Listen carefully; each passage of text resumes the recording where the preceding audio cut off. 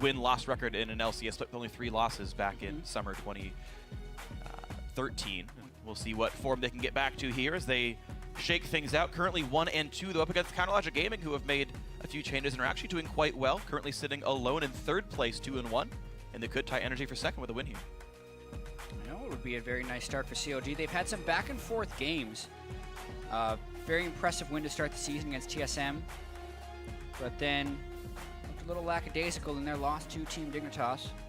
And despite Huhi's 8-0-5 performance against Team Liquid yesterday, did look at times to be struggling in that game. So really CLG still looking to reprove themselves as the defending North American LCS champions, just this time without Poe Belter and Doublelift. As the last few bans come through, Afterme will not get to play his Bard. Corki is gone as well, Huhi had done so well on it. First pick for CLG, they've got to choose what's important to them. Yeah, there's still a lot up, including the Gangplank, which by the way has been banned pretty much always.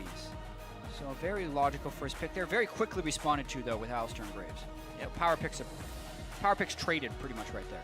First time Gangplank has been allowed in the North American LCS and was snatched up right away. Zion said, wait, are we sure this wasn't banned? We can go? Okay, cool, yeah. Yeah. Gangplank was ours. Although you could see Lemonation and Cloud9 were very ready to counter that with Alistair and Graves. Because they banned away the Bard and then picked the Alistair, they're actually targeting Afterme relatively hard with that. Yeah, they got 2 of his best champions off the field, and so far Hai has only shown that he's played Alistair so far. So if that's covering a small champion pool, or if we have the old C9, we will only play 3 champions until you make us play more than that. Is one of them Karma? With Lemonation no longer here, it's unlikely. Probably not. But Graves, we'll see where that ends up going. I know he can be played AD carry, but it's almost exclusively a top laner or a jungler. We'll see if that's Rush or Balls at the end of it all. I feel like it almost has to be Rush. Just with the way Rush plays League of Legends. True. It's his style much more. Totally true. CLG pick up 2 high-profile champions. If that jungler ends up not being Graves, then Elise is already off the field here, and the Lucian gone from Sneaky as well.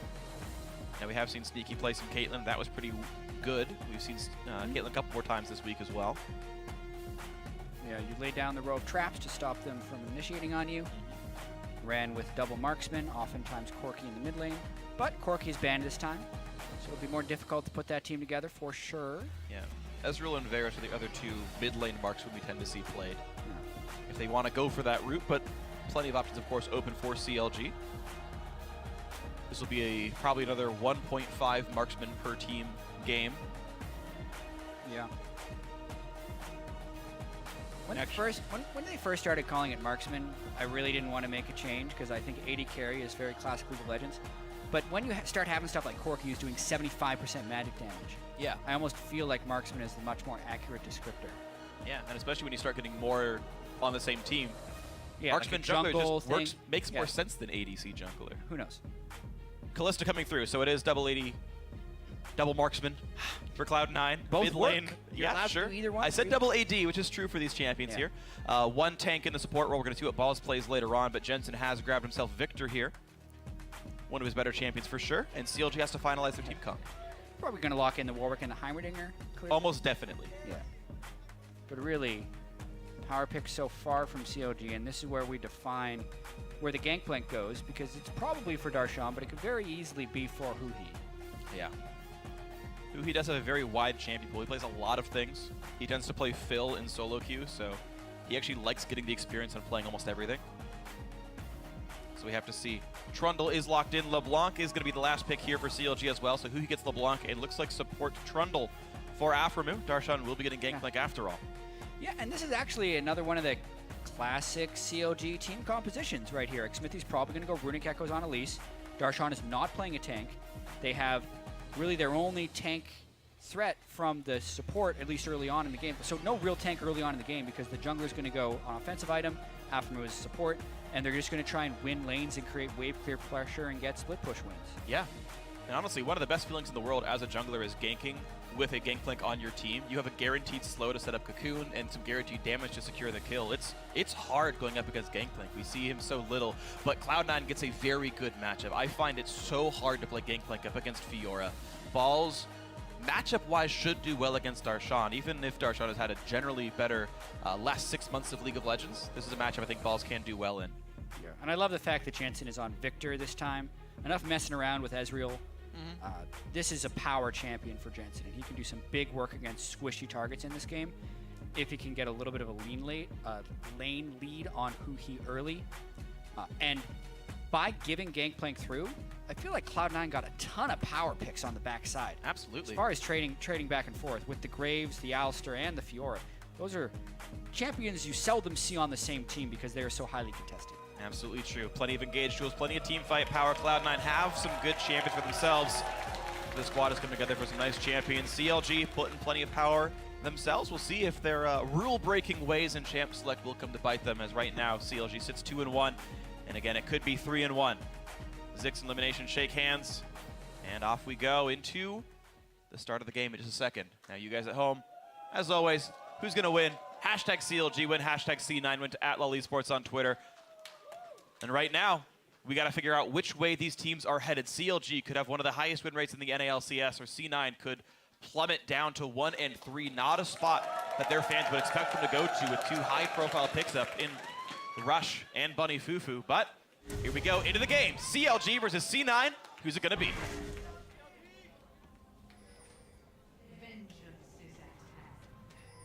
Double Corruption Potion early for the Fiora and the Gangplank. Corruption Potion, very common build for Gangplank early in the top lane.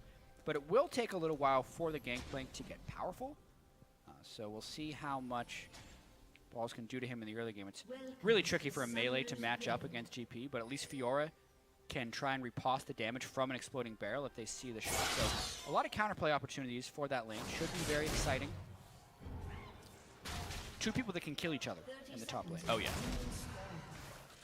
Darshan is running deep in the defense tree. Resolve, I believe it's called. You just saw him trigger the Grasp of the Undying.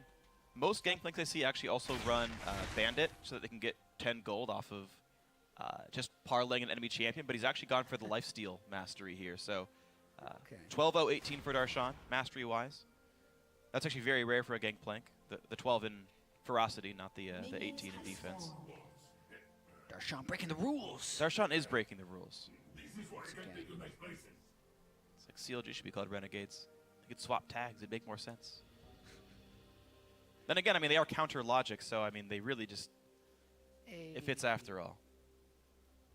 No one's ever told that joke before. Well, no. It wasn't even meant to be a joke as much as just an explanation of how good their tag was, but it's true. Smithy Darshan will be double jungling down to the bot side with the red buff. This is both teams sending their dual lanes top side here. High ensures that CLG did not start greedy. They didn't. So High will get to lane late, and look at this. Smart by CLG. They realize that. They had the wards in the river, and they will zone out Sneaky. Now, he will not miss any XP. And looks like he will not miss gold either, unless he's afraid of Lucian's damage. Good dodge. I would say that's nearly a punish by CLG by not letting themselves get harassed by an invade. I think it's mainly a good read by CLG, but it doesn't actually give them an advantage. It just sets them up for less failure in a situation, but doesn't set them up for a huge amount of success. Yeah. The one small thing it did is High did not get XP on the first 2 minions, so he will be late to level 2. And look at this. Look at all the punish they get on High right there. They know he's not even close to getting a level up here. He starts heal, so he's got no offensive pressure at all. And just look at these trades going in. High will be able to heal them up eventually, but a lot of damage at the very start of this one. Sneaky actually dodged Stixxay's Piercing Light with the Callista attack move, which is really nice. Forever for both AD carries, otherwise pretty normal. Smithy could have gone Strength of Ages, did choose to go for Thunderlords though. And this is part of the reason why the matchup's so good. It's very easy to riposte barrels, and if you ever get a good Vital, you can do so much damage. Sneaky once again has to jump over the traffic cone. A stun on Afro, this could be too much damage! Exhaust came in just in time, but it still could be Afromu's doom. This was so close. I was actually expecting High to flash Pulverize backwards on Afro there, and it probably would have resulted in a trade of flashes, but either way, Afromu going pillar second and going in for all those trades without necessarily being in melee range did him in a little bit at that point, and Cloud9 gets the early Summoner Spell advantage on what had been a disadvantaged lane. 2 summoners to 1. Great job by the C9 duo. And we'll see what kind of minion advantage that could manifest in. Trundle is going to heal back up close to full, but has to go through all of his potions to do that. Stixxay and Sneaky both out of potions as well. And this will actually be an equal CS game here, as those three will make it 21-21. Both players missed exactly 4 CS at this stage of the game. Huhi actually takes back an extremely early recall in the mid lane as well, going double Dorans against Jensen Victor. Typically as a Victor player, it changes a little bit when you're matching up against the Blanc, but you want at least 1,000 gold, probably 1,300 plus. 1,400 gold if you want a ward, because you want 1,000 gold upgrade on your Hex core, you want boots, and you want a pink ward, as well as being able to keep potions up.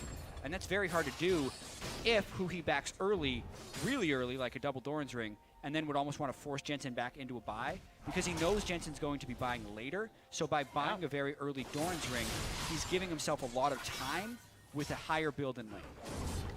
We'll see if that's actually going to happen right here, because right now sitting on 950 gold is Jensen, and maybe Huhi can make that a really awkward recall. Balls forces the first recall onto Darshan right there. Corrupting Potion is out of stacks already.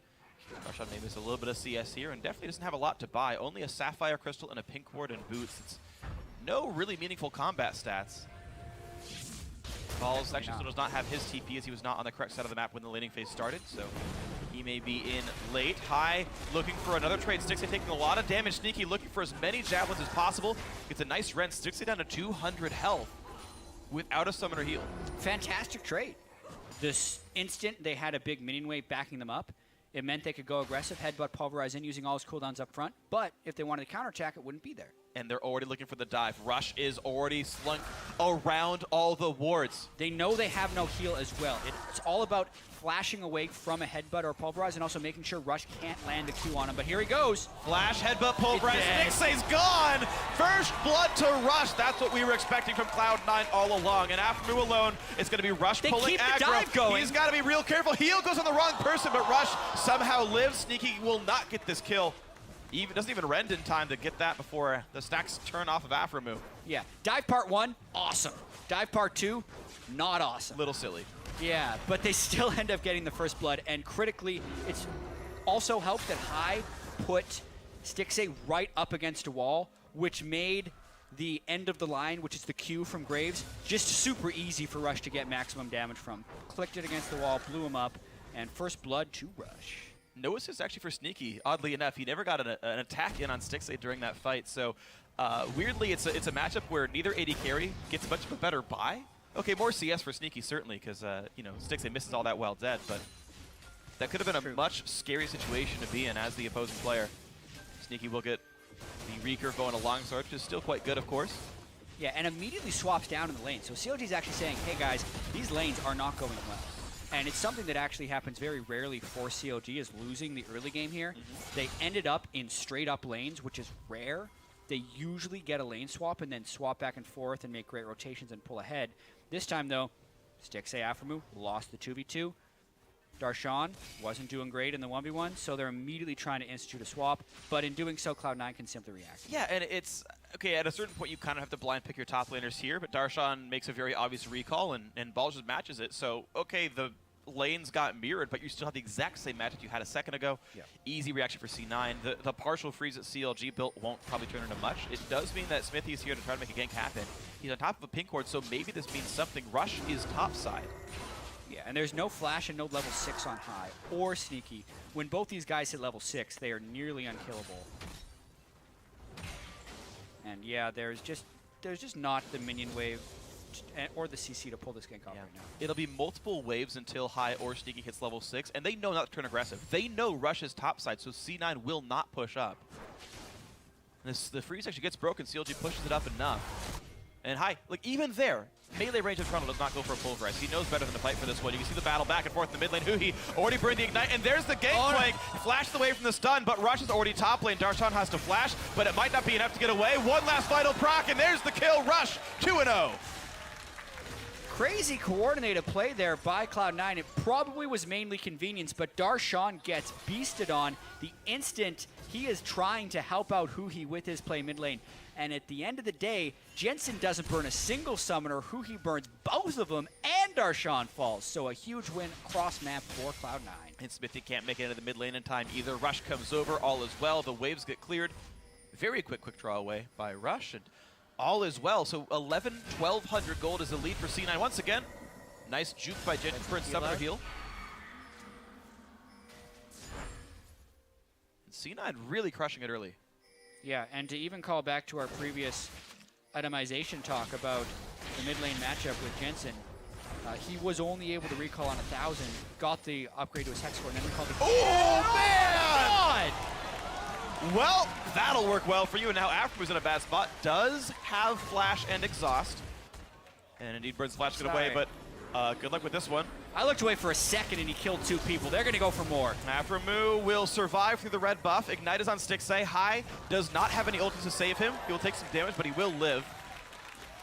And Cloud9 are eviscerating Counter Logic Gaming 5-0.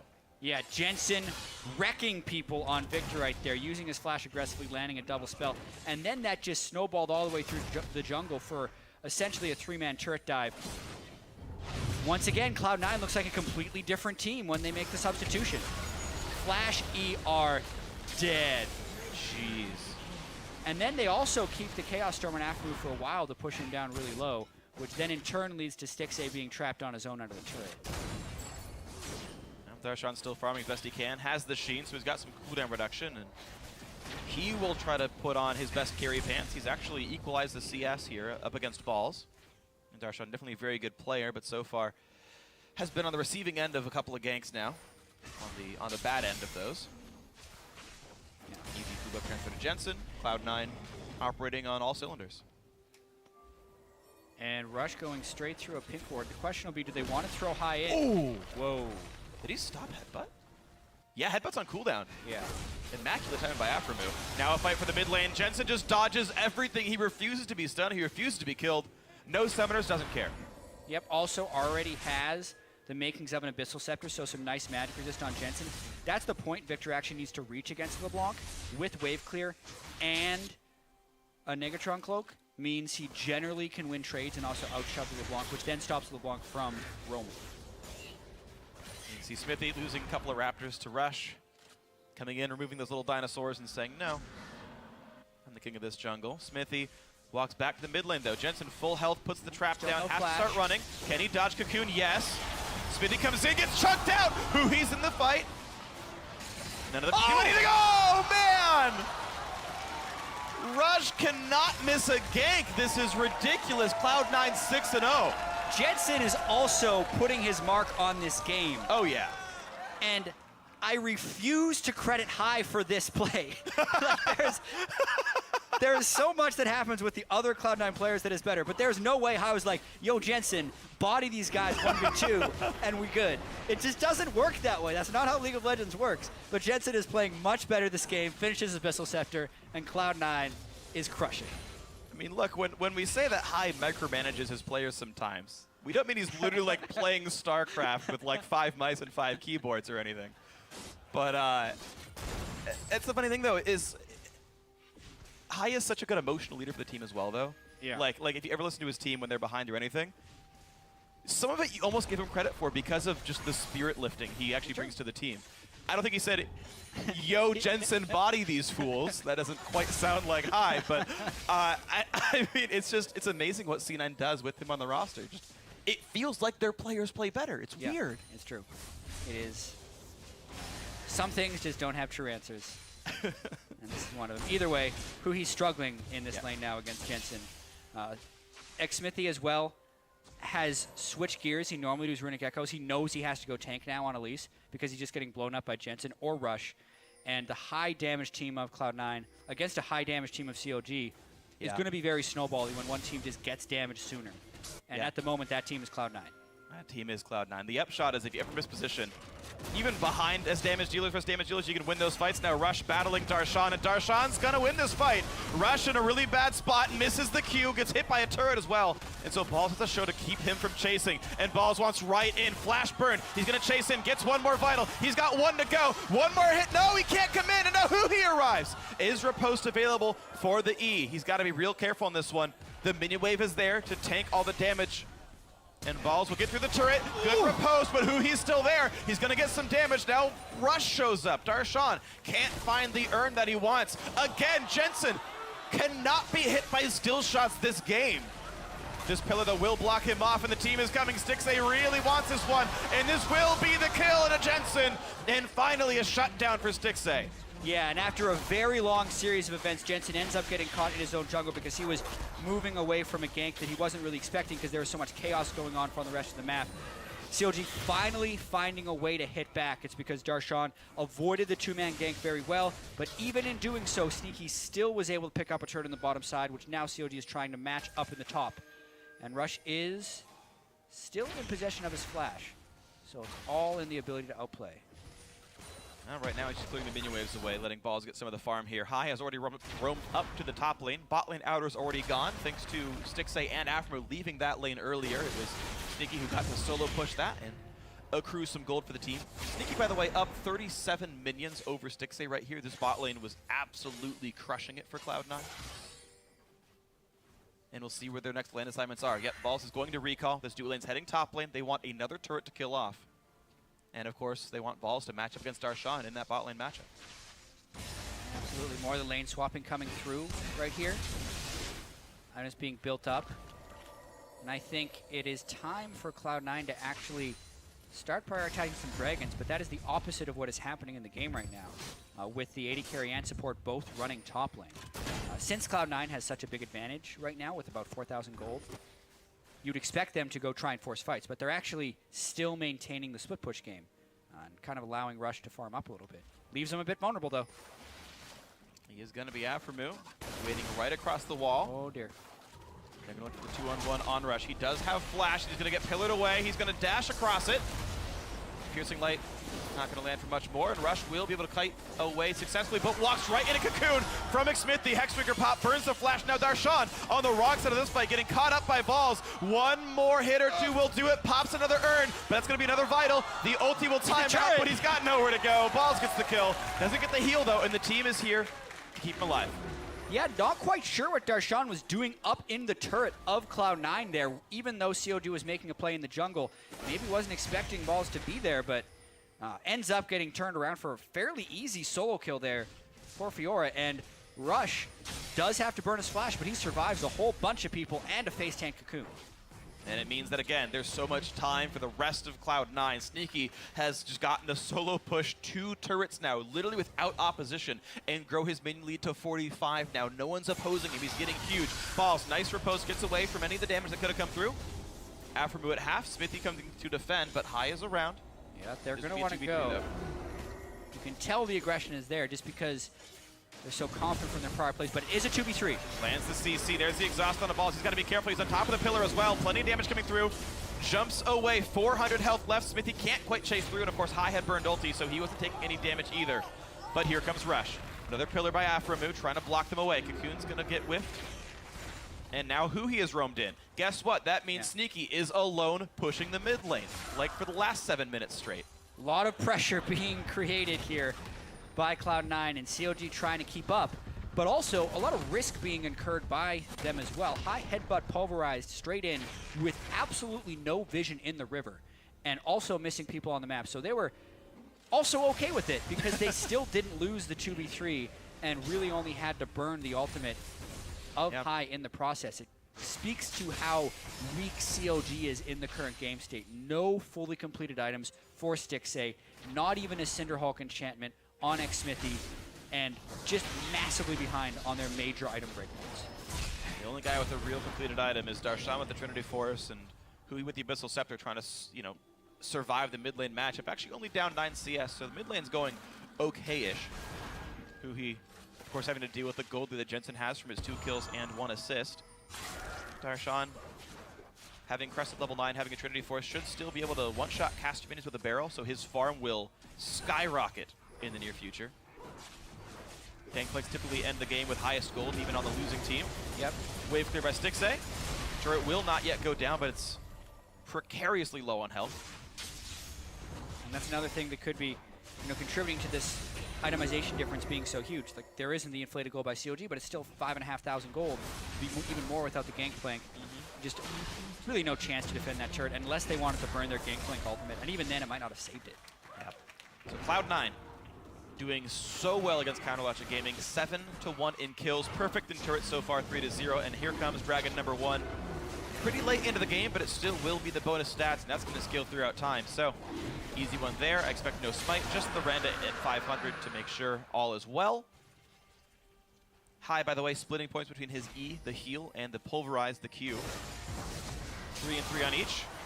Smithy sadly missing a few more cocoons. Whatever the opposite word for heat sinking is, those have been the cocoons for X-Smithy this game. Oh, they knock, yeah, Afro Moo, they knock him right back up as well. High happen to tank, and wow! Never had a chance to act, even after flashing. It just didn't seem to matter. He could have ulted, I suppose, but maybe still would have died. Yeah, just the ultimate knock-up and knock-back combo there from the Alistair. Headbutt, pulverize back. Oh, he flashed over the wall. Guess what? We got another knock-up coming through. No ultimate, though, on High, so he is vulnerable to burst. Yeah, he burnt it on that last engage, so he does have to be a bit worried about taking too much damage. Only one death so far from Cloud9. This rush takes away the Krugs, and they can walk away safely with a kill, a little bit of farm, and an easy reset. Yep, 7,000 gold, 3 turrets to 0 as well. So CLG really, lack of pressure. This is what CLG almost never has happened to them, because they pretty much always win the lane swap game, but this time they just didn't get the lane matchups they wanted, lost most lanes, and haven't been able to recover with anything clever. Once they started initiating lane swap, lost more and more. He riposted what he thought was damage, but he didn't ripost any CC, and that meant that once Cocoon was up and Smithy was in range, it meant the flash from Balls, who had chunked Darshan, but still lost more than he gained. I still think job done for Balls, because all he needed to do there is avoid damage on the turret. And by the time they dumped all the damage onto Balls, the backup had arrived. Fair point. So, lost a flash, kept the turret. And we don't really count summoners used in tracking things like perfect games. Of course, they've already given away a kill, so it's not that. But for CLG, a team that prides themselves on their macro gameplay, really, and that's how they've gotten most of their wins as an organization in the last year and a half. CLG really not allowed to get anything but one trade kill from an over-aggressive dive in the top lane. Agreed. I mean, we talk about Cloud9's inconsistency between High and Bunny when they look like completely different teams. COD's look like a completely different team between Saturday and Sunday in both weeks. Of course, no flash away from Smithy. High goes in, loses a lot of health, but will retain the ultimate. He can just heal himself back up before too long, so no huge concerns there. But Cloud9 are looking to siege quite a bit more. They've got Rush split push in the top lane. They've got Balls soon to split push the bottom lane here with Hydra and the makings of Black Cleaver. Rush does not find anyone to kill, except for some minions, which he's okay with. High also has 4 points in his heal already, so he can heal up much more quickly than other Alistairs may be able to. Less damage with his initiation on Pulverize, but more sustain as they're looking to seed up right now. When you deal with a LeBlanc who can kind of poke you for free and get out, you actually need those health bars to come back up. I do understand the decisions. It's more quick engages or simply sieging better, and he went for the sieging choice. Splitting points either way. Jensen, once again, walking towards the mid lane. C9 going back and forth, trying to find an opening. Dragon, of course, is gone, so it's only tier 2 turrets these guys can kill. CLG playing defensively enough not to get caught out in any of these situations.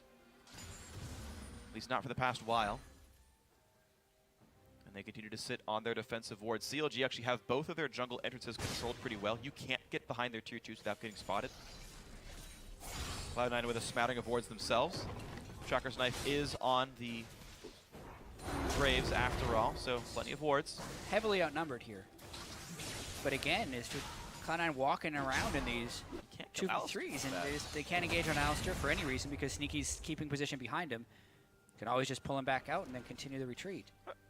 So it's really, this is the perfect champion for High to play support on. When we talk to him in interviews about some of the differences between playing mid or jungle, he's like, well, the difference with support is people can kill me, so I have to be careful about where I go, and I'm not stronger than other people. But at least with Alistair on top of Callista, it gives him the really, really long leash for where he can go without dying. And even though he's lower gold income, the tankiness and the escapability is just greater than any other support in the game on Alistair with Callista. And it's, I think, one of the smart things that Lemon did in this draft. Yesterday, Lemon was very heavily criticized for the poke comp that they played really improperly. They didn't play it like a poke comp. They never had proper setup. But this time, they gave up a Gangplank, which is the #1 champion priority-wise because of his ban percentage in North American LCS. But they did that because they wanted to get their shot caller on his most comfortable champion, so he could be a shot calling force here. I think that's just really smart. Yeah, so far it's been a completely controlled game by Cloud9. High has less gold, doesn't seem to care. Walks in, takes some shots, and says, "That's cute, I pressed E, you didn't do any damage to me." Balls has actually refused to kill that blue ward on that brush above him, but he's still getting the split push lead over Darshan. Get it. Yay! Okay, third time's the charm. But he missed that one, but it's okay. He face-checked the wall with Q. But Cloud9 sitting 7,000 gold up 23 minutes in. That is definitely a sizable lead. They're slowly wresting ward control away from the Baron area. High kills a blue trinket. Nice dodge by Stixay. Predicting that he would get headbutt pulverized. He was right. They do have to do something, though, because for about the last 6 or 7 minutes, Cloud9 has been very inactive as far as making objectives go down. They only had 1 dragon. They picked up the first dragon very late in the game, so the timer for 5 dragons would be extremely delayed. And all the while, Darshan is farming freely in the bottom lane without having to lose his turret. So here we go, Cloud9 making an aggressive call, but a Baron at 24 minutes is very difficult to take, and they will take a lot of damage in doing so. So still, Cloud9 kind of looking for that play that can break the game wide open, even though they already have a big lead. Yeah, but it's so hard for them, of course. Counter Logic Gaming, you mentioned the difficulty of such an early Baron. 3 blue trinkets on this squad. Everyone except Darshan would be in range to use that to reveal Baron, so it's not very easy for Cloud9 to sneak that. Darshan actually getting finally a good trade on a Balls. Looks for it, gets the true damage out as well. Balls might lose this trade. It's going to be real close, gets a lot of heals. Oh, it was close, but Darshan wins it after all. One last vital would have probably turned it around, but Darshan gets the damage he needed. Yeah, little heal at the end. He had removed Scurvy that heals more with missing health, and he used that little heal, then hit the last shot on the Balls, took him down. A nice solo kill by Darshan, and that is the looming danger for Cloud9. We've seen a lot of games in the past. This is why Gangplank is so heavily banned out, where a team is just holding even or even losing, but one nice barrel combo from a 200 or 300 AD Gangplank at the end, and the whole team dies. So he lands the first barrel while clearing the minions with the turret shot, and then also hits Balls with the true damage center of the ultimate right there. Even though Balls is dashing in the round, it's hard to get all the vitals when you're in such a tight corridor like that. And Cloud9 forcing the Baron with the teleport, but it's pretty dangerous. And a pillar already slows down Balls. High in the front line is going to pop the ulti, but they're going to commit to the Baron. They're going to knock back everyone they possibly can. They've got Kalista. This Ren should not go badly. Oh, that was dangerously close. The Baron still does go to Cloud9. Now, how's the follow-up on this fight? A lot of damage from Jensen. Gets Cocoon, though. Gets a heal, but might just go down. He stays alive for now. Darshan now attacked by Balls, and it's going to be tight. Still, no one yet has died. Jumping over the wall, back and forth, over aggression by Rush is the first kill of the fight. 4 flashes to escape that Baron, and they're still actually fighting. They're trying to turn this around because CLG did get low, but they're going to lose a lot of Baron buffs during this. All right, second kill goes through. The rest of the team cannot help High stay alive. 2 kills as the cost for Baron, and Jensen is going to be easily picked up next. A great pillar, and that's going to be Darshan picking up another kill. So 3 kills for Baron, and that gives CLG time to push. Yet still 5 people alive, so the Baron backfires for Cloud9 right here. Trying to do it too early into the game without the proper prep. Basically just commits them into a 5v5, and they didn't even get the Rend secure. That could have gone even more disastrously for C9. Looking at this, High spending so much time peeling, but then the culling comes down, and yeah, it was at 1100 by the time the smites and the Rens and the Victor was used, so I'm not really even sure. Ren put it at 100 and Victor got it, I think. Yeah, Ren just not that impactful on that particular Baron kill. And then they continue fighting here. It looks like Rush wants to get involved because, like, at this point, they could have actually had the Baron and just ran away with 5 people. Yeah. But Cloud9 was looking for the Baron and the game win, so really some impatience because this was kind of a nice move where they could have set up sieges on. Instead, High used his ultimate early, so he easily falls down. And because everyone was so willing to follow High, the bad call becomes worse.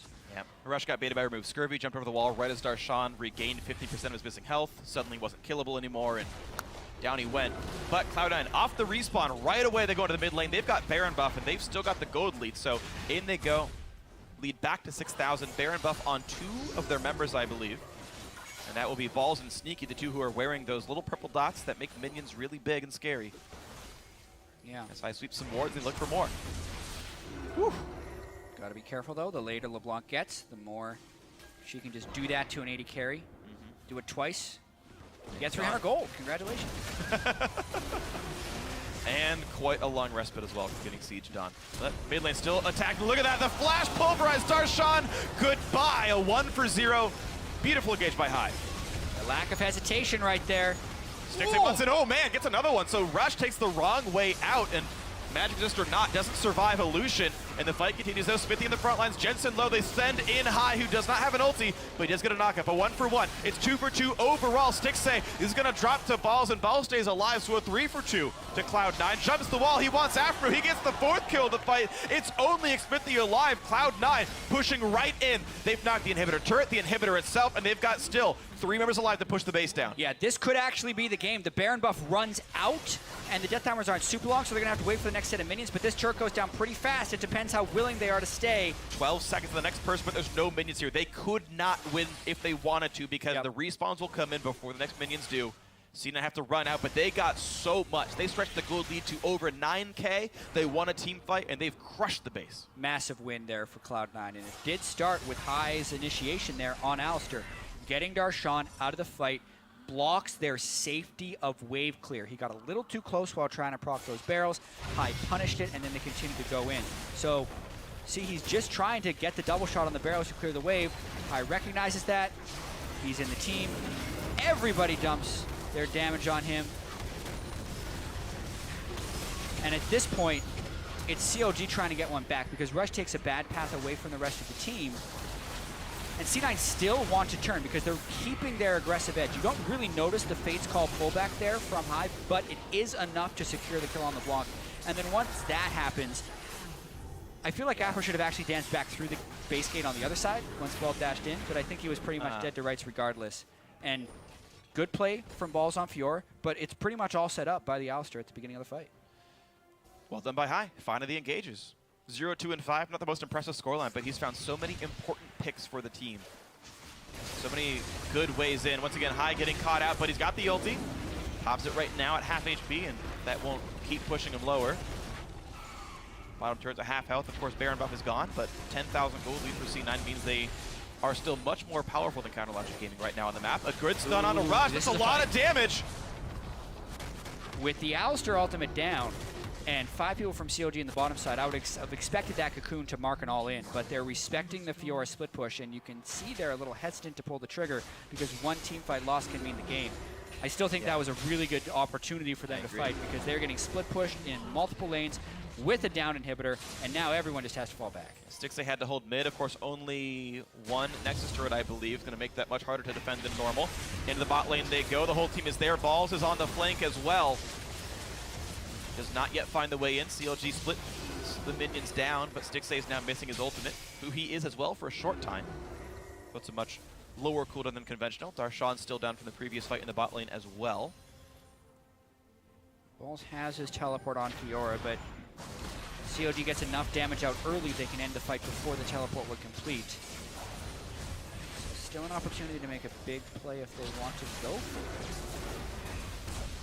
No Cocoon just yet. Jensen not really taking much damage either. Abyssal Scepter, Magic Resist plus the Q shield is enough to block most of who he's damaged. Back in they go. Fiora still in the top lane. Minions about to double stack in the mid lane. Someone's got to clear that pretty soon. They're starting to push in towards the base, and Darshan has to split his attention. The rest of CLG's in the bot lane one more time. 4 versus 4. Minions now actually reaching Nexus turrets. Bot lane turret's already going down. Another all-in from Balls, flashing to get this one. Afro goes down to Rush already. It's a 1-for-0. Who he could be next. Stixxay right in front, and he's going to take so much damage from the Chaos Storm. Misses the ulti, but still Jensen gets the damage that he needs. A 2-for-0. And look at all the Ren stacks on everybody. Jensen getting jumped in now. They're going to look for as many kills as they can. Darshan does pick up one, but they're already on the Nexus. They're already going to win the game. Cloud9 in under 33 minutes takes down CLG. Yeah, just a new level of aggression when Cloud9 had that lead. They pushed into the base pretty hard at the end, and you can see they're probably not very happy about the Baron call they made partway through the game that didn't quite go right. But the rest of the game, Cloud9 has a lot to be proud of. They won every single lane against CLG, at least early on in the game, and then were able to close it out in a pretty quick fashion. 34 minutes and 46 seconds the total game time there, and Cloud9 moves to 2-2. Really, really great stuff then by C9. It's High has said that it's a coincidence that Bunny is just as good as he is at shot calling, but Cloud9 with High looks this impressive every single time and are 2-0. Cloud9 with Bunny look roughly the opposite and are 0-2.